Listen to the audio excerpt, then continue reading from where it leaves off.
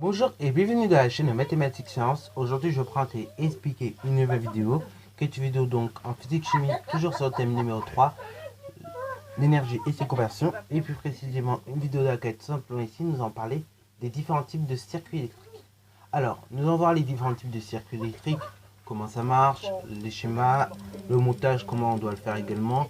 Comme ça au moins vous allez avoir une idée un petit peu de cela, ok. Alors c'est des choses, vous allez voir ça en classe si on est déconfiné. Oui, en espérant qu'on soit déconfiné assez rapidement quand même. Oui, mais en tout cas oui, c'est des choses normalement vous voyez ça en classe. En général, en classe de 3ème, voilà, c'est l'un des premiers chapitres que l'on peut traiter, en tout premier. Je connais un prof de physique avec qui j'ai fait un stage et qui lui, par contre, ce chapitre-là, l'a traité déjà en avance, c'est-à-dire l'a traité dès les premiers chapitres, parce que voilà, c'est un thème qui est traitable en 3ème, parmi les premiers thèmes en tout cas. Et même mon prof de physique que j'avais l'année dernière, au niveau des 3ème, c'était son premier chapitre également. Il traitait d'abord, d'une part, l'électricité. Bon, première des choses, donc au niveau des circuits électriques, un petit rappel de cours, ce qu'il vous faut tout simplement pour qu'un circuit électrique puisse fonctionner, un générateur et un récepteur. Donc le générateur, ça peut être une pile, ça peut être par exemple une batterie, ça peut être un petit générateur comme vous avez à l'école, ok. Et puis après au niveau des récepteurs, voilà, vous pouvez avoir plusieurs types de plusieurs récepteurs. Par exemple, ça peut être une ampoule, ça peut être une LED, ça peut être tout simplement une diode, ça peut être pas mal de choses comme ça, ok. Voilà, ça peut être également un moteur, tout plein d'autres choses comme ça. Donc là, je vous ai mis les différentes dipôles qui existent. Oui, parce que chaque élément, le moteur, la pile, la batterie, tous ces éléments-là, on appelle ça des dipôles. Alors, donc je vous ai mis leur nom, je vous ai mis à quoi ça ressemble, mais je vous ai également mis les schémas, ok. Les schémas qui sont à connaître bien évidemment par cœur pour la suite, ok. Puisque par la suite, on sera obligé de manipuler sur ce genre de schéma, ok. Voilà, donc les schémas que je vous avais affichés tout à l'heure, bien évidemment, sont à apprendre par cœur, à les connaître et à savoir bien réutiliser dans un exercice, ok. On peut vous demander à ce niveau-là, soit de représenter un circuit électrique, donc en utilisant bien toutes les symbolisations, ou bien au contraire de détailler bien de quel élément il s'agit, ok. Ça va vraiment dépendre de l'exercice, ou bien au contraire, on vous donne un exercice tout basique en électricité, et puis après, c'est à vous de savoir à quoi correspond quoi, ok. Quel élément et quoi, ok. Bon, vous allez voir dans mes schémas, donc j'ai une autre manière, je crois, de représenter tout simplement le générateur. Donc vous verrez ça au fur et à mesure des schémas, ok. Puisque moi je prends, en général, donc dans les schémas, je considère que je prends un générateur, genre les petits générateurs tel que vous avez vu tout à l'heure. Okay. Bon, maintenant on va s'attaquer au type de circuit électrique qui puisse exister. Donc vous allez avoir des circuits, on va dire, basiques, simples. Mais bon, les circuits simples, voilà, c'est un peu le même principe, c'est ce principe-là, c'est-à-dire on prend un générateur, et après, on place un récepteur. Ok, voilà. Et donc, pour voir la liste des générateurs et des récepteurs, vous pouvez juste reculer la vidéo en fait. Ok, et je vous ai mis la liste. En tout cas, bon, voilà. Ça, c'est le principe du circuit simple. Ok. Alors, bien évidemment, ce principe d'avoir un générateur et un récepteur, c'est vrai aussi dans n'importe quel circuit en électricité. Ok. Voilà, voilà. Mais c'est la base vraiment pour faire un circuit simple, ou même un circuit en général. Bon, nous en 3ème, on va vite fait revoir, hein. C'est des choses que vous savez déjà, mais on va vite fait revoir les circuits simples et les circuits donc en dérivation. Alors, vous allez voir, il y en a certains qui disent circuit en dérivation, et il y a certains profs aussi que j'entends dire, par exemple, circuit en parallèle, ok. Ou même certaines personnes aussi, j'ai entendu dire, qui disent circuit en parallèle. En fait, c'est la même chose. Dérivation ou bien parallèle, c'est la même chose. Parallèle, pourquoi? Parce qu'en fait, les branches, elles sont parallèles, les unes par rapport aux autres. Et dérivation, parce que tout simplement, on dérive, en fait. Une branche, elle part à l'opposé par exemple d'une autre, ok. Elle part dans une autre direction. Voilà. En tout cas, les deux veulent signifier la même chose. Nous, d'abord, on va parler des circuits simples. Alors, et plus précisément, donc des circuits en série. Les circuits en série, comme leur nom l'indique, c'est un circuit dans lequel tous vos dipôles vont être placés en série, ok, en formant une ligne droite.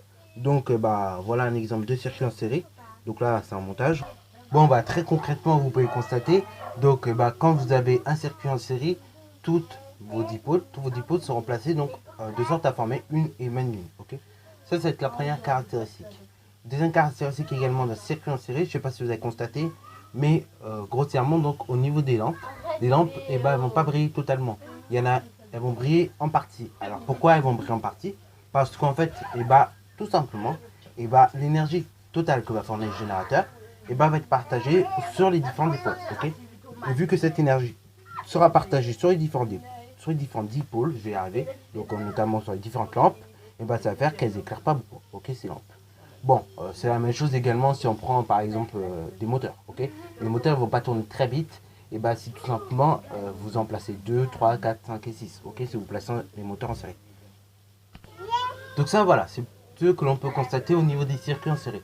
Mais également une dernière caractéristique qui va faire qu'un circuit en série est vraiment un circuit en série. Donc je vais vous la montrer sur une autre image parce que sur celle-là on voit pas très bien cette caractéristique-là. Dernière caractéristique en fait d'un circuit en série, c'est que si par exemple vous débranchez une ampoule, et bah tous les circuits entiers vont s'arrêter. Ok, si bah il y en a une qui marche pas très bien, et bah c'est tout le circuit qui s'arrête. Ok, voilà. Donc ça c'est la dernière caractéristique d'un circuit en série. Donc très concrètement, et bah vous avez pu, enfin on peut voir très concrètement, bah ces circuits en série on va très peu les utiliser dans les maisons parce que t'imagines, t'éteins juste une ampoule, et bah ça va t'éteindre toutes les autres, c'est pas très intéressant. Ou même vous allez dans une salle de classe. Bah, vous voulez par exemple et bah, je sais pas, allumer une lumière, ça vous allumer toutes les lumières déjà d'une, ou de deux vous voulez allumer juste, enfin vous voulez éteindre une lumière, bah ça va vous éteindre toutes les lumières. Bon, nous dans les salles de classe on va utiliser un autre dispositif, les fils seront branchés autrement, nous verrons ça dans quelques minutes. Au niveau de la représentation également, parce que je voulais montrer le montage, mais donc je vous ai dit chaque dipôle va pouvoir être représenté, ok. Et au niveau de la représentation d'un circuit serré, ça va plutôt donner des trucs comme ça. Ça va plutôt donner ça, donc on aura un générateur, voilà volo, et après bah, on aura des ampoules reliées en série, ok, sur une et même ligne, ok, voilà volo. Donc voilà, vous avez vu à peu près donc toutes les caractéristiques d'un circuit en série. Donc on récapitule. Au niveau d'un circuit en série, bah, en fait tous les dipôles vont être branchés sur une et même ligne. Voilà. Deuxième des choses, bah, également, les ampoules vont briller faiblement, ou du moins par exemple si vous avez un moteur également, le moteur va tourner beaucoup moins vite. Bah, parce qu'en fait, l'énergie est partagée au niveau de l'énergie que va produire le générateur. Donc l'énergie totale qu'il y aura dans ce générateur, en fait, sera partagée au niveau des différents dipôles. Ok. Et troisième des choses, donc, si un dipôle ne fonctionne pas très bien dans un circuit électrique, et bah, c'est tout le circuit électrique qui s'arrête. Donc voilà, ça c'est les titres récapitulatifs, les petites choses qu'il faut bien savoir au niveau des circuits en série. Maintenant, donc, on va parler des circuits en dérivation, ou bien circuits en parallèle pour d'autres. Alors les circuits donc en dérivation ou bien circuits en parallèle, c'est un type de circuit qu'on va pouvoir utiliser notamment dans les maisons. Parce que ça va être assez intéressant au niveau de un point. Okay, ça va être intéressant au niveau du point que je vais évoquer dans quelques minutes. Okay. Bon alors voilà à quoi va ressembler le montage dans le cas d'un circuit en dérivation. Donc dans le cas d'un circuit avec dérivation ou bien un circuit en parallèle, en fait tout simplement les dipôles ils vont être branchés en parallèle. Ok, ils vont pas être sur une et même ligne, mais ils vont être sur plusieurs lignes. Ok, et donc ils seront en parallèle, l'une par rapport à l'autre. Ok, alors dans le cas des circuits en dérivation, par exemple, on pourra avoir plusieurs types de montage. Ok, pour le même circuit. Donc c'est les deux images que je vous ai affichées. Les deux images en fait c'est le même circuit. C'est juste que par exemple ton générateur tu peux le mettre au centre, ou bien tu peux le mettre en haut, tu peux le mettre en bas. Ok, ça va vraiment dépendre de ce que tu veux faire en fait finalement.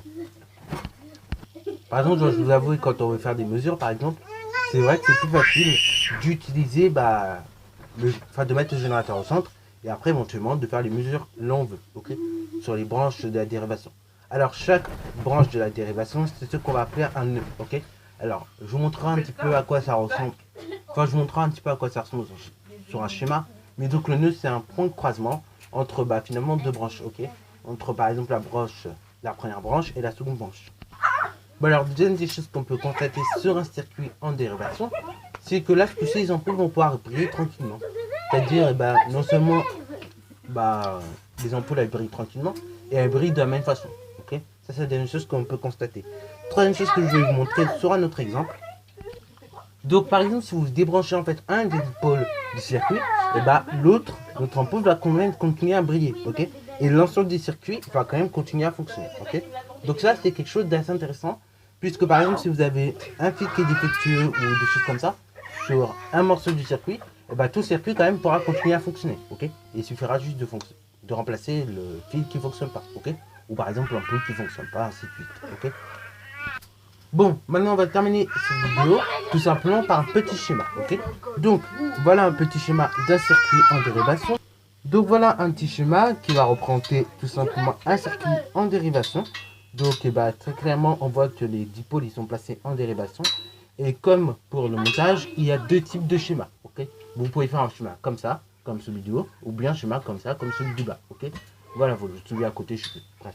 En tout cas, vous pouvez faire un schéma avec le générateur au centre, ou bien le générateur en haut. Comme vous pourrez faire un schéma aussi avec le générateur en bas, ok? Voilà, c'est vraiment à votre goût, à votre choix. Et ça dépend vraiment de ce que vous voulez faire. Voilà, si vous voulez avoir le générateur devant vous, au milieu, ou bien plutôt vers le haut, ok? Ça va vraiment dépendre de ce que vous voulez faire. Voilà, voilà. Donc du coup, ça va être fini pour cette vidéo. On va faire un petit récapitulatif sur les circuits en dérivation. Donc petit récapitulatif de cette vidéo. Donc, première des choses, au niveau des circuits en dérivation. Au niveau des circuits en dérivation, finalement, les dipôles vont pouvoir être placés là où ils veulent, ok? Sur plusieurs branches, qui seront placées en parallèle en l'occurrence. Deuxième des choses, au niveau des circuits en dérivation, si finalement vous retirez un dipôle, ou qu'il fonctionne très bien, et tout le circuit va quand même continuer à fonctionner comme il se doit. Et troisième chose, au niveau des circuits en dérivation, c'est que finalement, toutes les ampoules vont pouvoir bien briller, vont briller très fortement et de la même façon. Voilà, voilà. Donc c'est tout pour cette vidéo, j'espère qu'elle vous aura plu. N'hésitez d'ailleurs pas à la liker, commenter et bonne reste à toi en mathématiques et en sciences.